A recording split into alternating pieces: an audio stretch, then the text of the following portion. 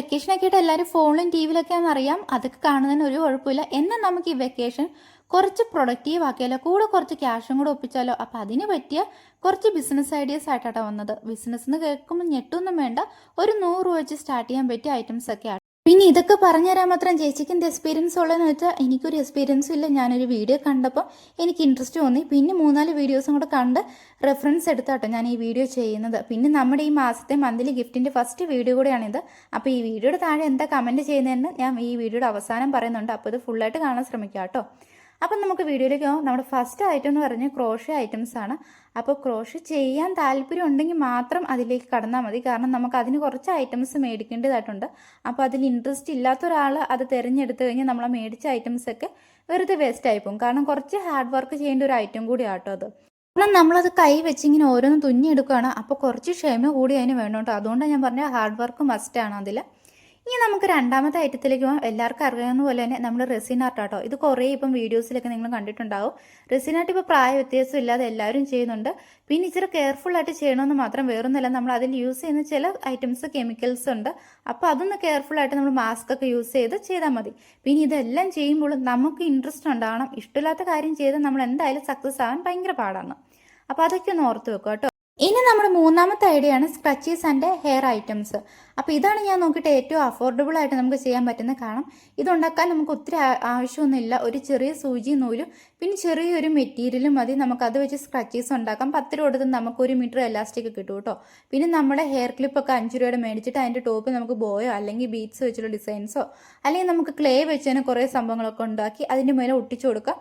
Okay, നമ്മുടെ നാലാമത്തെ idea എന്ന് പറയുന്നത് ബീഡ്സ് ജ്വല്ലറി ആട്ടോ. അതും ഈ പറഞ്ഞ പോലെ തന്നെ അത്യാവശ്യം അഫോർഡബിൾ ആയിട്ട് ചെയ്യാൻ പറ്റുന്നതാണ്. വേറൊന്നുമില്ല, നമ്മൾ ആ ബീഡ്സും പിന്നെ അതിന് വേണ്ടിയുള്ള ത്രെഡും മാത്രം മേടിച്ചാൽ മതി. എന്നിട്ട് നമുക്കിപ്പോൾ കുറേ പേര് ഇപ്പോൾ യൂസ് ചെയ്യുന്നതുകൊണ്ട് നമ്മൾ ബീഡ്സ് വെച്ചുള്ള ബ്രേസ്ലെറ്റ്, നെക്ക് ചെയിന്, നമ്മുടെ ഇയറിങ്സ്, അതുപോലെ കീ ചെയിൻസ്, ബീഡ്സ് വെച്ചിട്ടുള്ള കീ ചെയിൻസ്, അങ്ങനെ കുറേ ഐറ്റംസ് ഒക്കെ ഉണ്ട് കേട്ടോ. അപ്പോൾ അതൊക്കെ യൂട്യൂബ് നോക്കി നിങ്ങൾക്ക് കിട്ടും. അടുത്ത അഞ്ചാമത്തെ ഐഡിയ ആണ് നമ്മുടെ ഹാൻഡ് മെയ്ഡ് എംബ്രോയ്ഡറി വർക്ക്.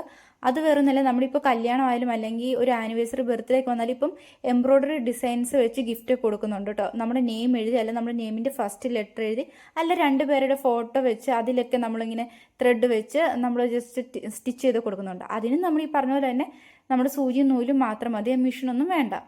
പിന്നെ അടുത്ത നമ്മുടെ ലാസ്റ്റ് വൺ എന്ന് പറയുന്നത് ക്ലേ ഐറ്റംസ് ആണ്. ക്ലേ ഐറ്റംസിൻ്റെ കുറേ നിങ്ങൾ നമ്മുടെ ക്രാഫ്റ്റ് ചാനലും അല്ലാണ്ട് തന്നെ ക്ലേയുടെ ചാനലിൽ കണ്ടിട്ടുണ്ടാവും. കീ ചെയിൻസ്, ഡെക്കർ ഐറ്റംസ്, അങ്ങനെ ക്ലേ വെച്ച് കുറേ ഐറ്റംസ് ഉണ്ടാക്കി അത് നമ്മൾ അത്യാവശ്യം സെയിൽ ചെയ്യുന്നുണ്ട്. ഈ പറഞ്ഞതൊക്കെ അത്യാവശ്യം അഫോർഡബിൾ ആണ്, നമുക്ക് ചെയ്യാൻ പറ്റുന്നതുമാണ്. ആർക്കും ഏത് പ്രായത്തിലുള്ളവർക്കും ചെയ്യാൻ പറ്റുന്നതാണ്.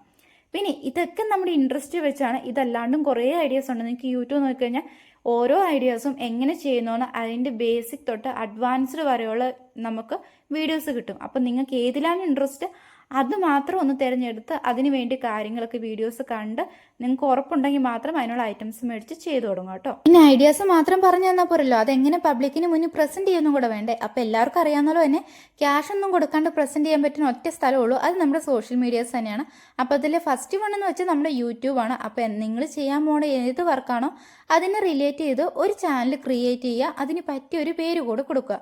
പിന്നെ നിങ്ങൾ ഡെയിലി നിങ്ങളുടെ വീഡിയോസ് അപ്ലോഡ് ചെയ്യുക. ഡെയിലി അപ്ലോഡ് ചെയ്യാൻ ശ്രമിക്കുക. പറ്റിയില്ലെങ്കിൽ തന്നെ ആഴ്ചയിൽ ഒരു 3 എണ്ണമെങ്കിലും അപ്ലോഡ് ചെയ്യാൻ ശ്രമിക്കുക കേട്ടോ. പിന്നെ രണ്ടാമത്തെ പറഞ്ഞാൽ നമ്മൾ ഇൻസ്റ്റാഗ്രാമാണ്. അതിൽ ഈ പറഞ്ഞ പോലെ തന്നെ നമ്മുടെ യൂട്യൂബിൽ ഇടുന്ന വീഡിയോസ് റീൽസ് ആയിട്ട് തന്നെ നിങ്ങൾക്ക് അപ്ലോഡ് ചെയ്യാൻ പറ്റും.